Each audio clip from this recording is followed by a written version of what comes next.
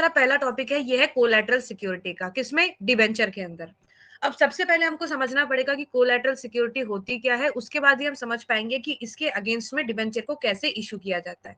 अब मान लो कि ये आपकी ऑर्गेनाइजेशन है XYZ, ठीक है, और ये हम मान लेते हैं कि ये आपका बैंक है, ठीक है।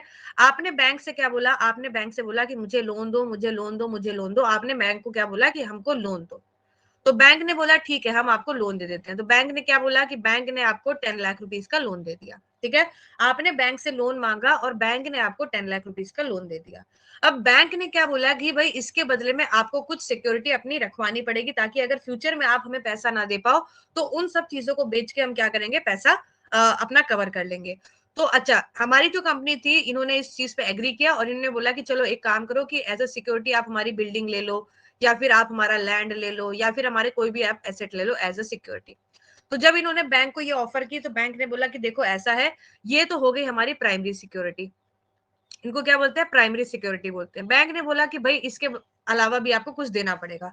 तो XYZ ने क्या बोला कि इसके अलावा हम क्या करते हैं, हम आपको एक कागज का टुकड़ा दे देते हैं, और इस कागज के टुकड़े पे हम क्या बोलते हैं कि ये हमारे डिबेंचर है।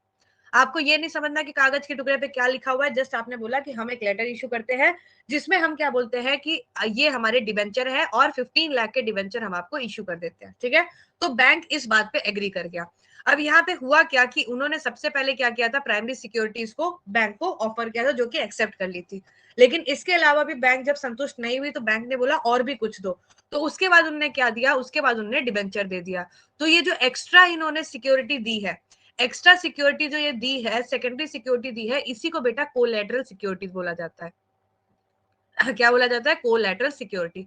यानी कि आपने बैंक में से जब लोन लिए तो उसकी सिक्योरिटी में आपने कोई एसेट रखे, लेकिन उसके अलावा भी आपको कोई चीज अगर देनी पड़ रही है तो उसको बोलते हैं कोलैटरल सिक्योरिटी। क्या बोलते हैं, कोलैटरल सिक्योरिटी बोलते हैं। तो होता क्या है कि जब भी आप डिबेंचर एज कोलैटरल सिक्योरिटी क्या करते हो, इशू करते हो, तो उसके जो उसका जो फर्क है वो आपका क्या पड़ता है, बुक्स में पड़ता है। तो वैसे तो क्या होता है कि जो हमारी अकाउंटिंग चलती है वो दो मेथड से यहाँ पे चलती है। पहला मेथड बोलता है कि अगर कोई भी चीज आपने कोलैटरल सिक्योरिटी इशू करी है तो उसका कोई भी चीज, कोई भी आप उसका शोन कहाँ पे अपनी बुक्स में नहीं करने वाले हो, यानी कि उस चीज को इग्नोर कर दो। तो अब ये बात सुन के तो बहुत ज्यादा हमको मजा आ जाता है कि अगर कोई चीज हमको इग्नोर करने पड़े तो हमारे लिए तो बहुत अच्छी बात है, उसकी एंट्री नहीं देनी पड़ेगी। लेकिन एनसीईआरटी बोलती है कि भाई हमको दूसरा मेथड ही यूज करना है। सीबीएसई क्या बोलती है, दूसरा मेथड यूज करना है जहां पे इस चीज को आप शो करोगे, और बहुत ईजी है बेटा इसको शो करना, ठीक है। इसको क्या करना है, शो करना है। तो यहाँ पे हुआ क्या, यहाँ पे दो सीन आपके पॉसिबली हो रहे हैं। क्या क्या दो सीन हो रहे हैं, देखो। सबसे पहला सीन क्या हुआ कि आपने बैंक से लोन लिया, तो बैंक से लोन लेने की आपकी एंट्री क्या हो जाएगी, आपकी हो जाएगी bank account debtor, bank account debtor to bank loan account, to bank loan account, ठीक है। आपने कितने का लोन लिया, आपने 10 लाख का लोन लिया, ठीक है। अब दूसरी चीज क्या हो रही है कि दूसरी चीज आप एज अ सिक्योरिटी कोई चीज रख रहे हो, उससे आपको मतलब नहीं है। आपने डिबेंचर क्यों इशू किए, आपने डिबेंचर इशू किए हैं एज कोलैटरल सिक्योरिटी। तो इसकी जर्नल एंट्री आप कैसे लिखेंगे, आप इसकी जर्नल एंट्री लिखेंगे debenture suspense account debtor, debenture suspense account debtor to percentage debenture account, to percentage debenture account. कितने के आपने इशू किए, 15 लाख के,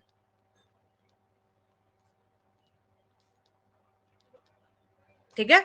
तो सबसे पहले क्या हुआ, सबसे पहले ये हुआ कि बैंक से आपने लोन लिया था, एज सिक्योरिटी आपने कोई एसेट रखे। जब बैंक उस पर नहीं मानी तो आपने क्या किया, कोलैटरल सिक्योरिटी के थ्रू डिबेंचर्स को इशू कर दिया। तो अब तक हम बेटा तीन चीज पढ़ चुके हैं। पहला हम लोग पढ़ चुके हैं कि हमको कैश या फिर बैंक के बदले में, पैसे के बदले में हमको क्या मिलता, हम क्या इशू कर रहे हैं, डिबेंचर को इशू कर रहे हैं।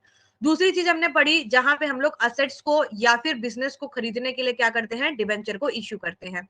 और तीसरी चीज हमने क्या पढ़ी अभी, तीसरी चीज हमने पढ़ी है कि डिबेंचर्स को हम एज कोलैटरल सिक्योरिटी भी इशू कर सकते हैं, ठीक है। तो डिबेंचर्स को हम कैश के लिए भी इशू कर सकते हैं, डिबेंचर को हम असेट या फिर बिजनेस को खरीदने के लिए भी इशू कर सकते हैं, और डिबेंचर को हम एज कोलैटरल सिक्योरिटी भी इशू कर सकते हैं। तो अगर कोलैटरल सिक्योरिटी का कोई भी क्वेश्चन आता है या कोई भी पार्ट आता है तो ये आपकी जर्नल एंट्री होगी। पहले का नरेशन आप लिख देंगे being loan taken from bank, ऐसा करके लिख देंगे। फिर आप लिखेंगे being debenture issued as, debenture issued as collateral security, as collateral security, ठीक है, जब भी कोलैटरल सिक्योरिटी की तरह यूज आप उसको इशू कर रहे हैं तो आपका क्या आ जाएगा, ये आ जाएगा debenture suspense account debtor 2% debenture account, जितना भी अमाउंट बोला हो। ठीक है, चलो ये वाली बात बेटा क्लियर होगी, ये इंपॉर्टेंट पार्ट है।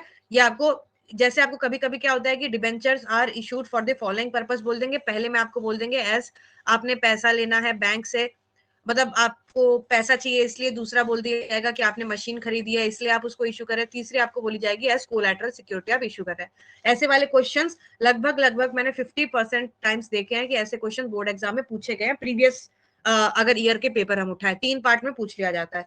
तो पहला पार्ट हम पहली क्लास में कर चुके हैं, सेकंड पार्ट जो है वो कल की क्लास में हमने कर लिया है, और आज हमने थर्ड पार्ट भी अपना कंप्लीट कर लिया है। ठीक है, तो ये पहला कॉन्सेप्ट आज का हमको समझना था वो ये वाला है।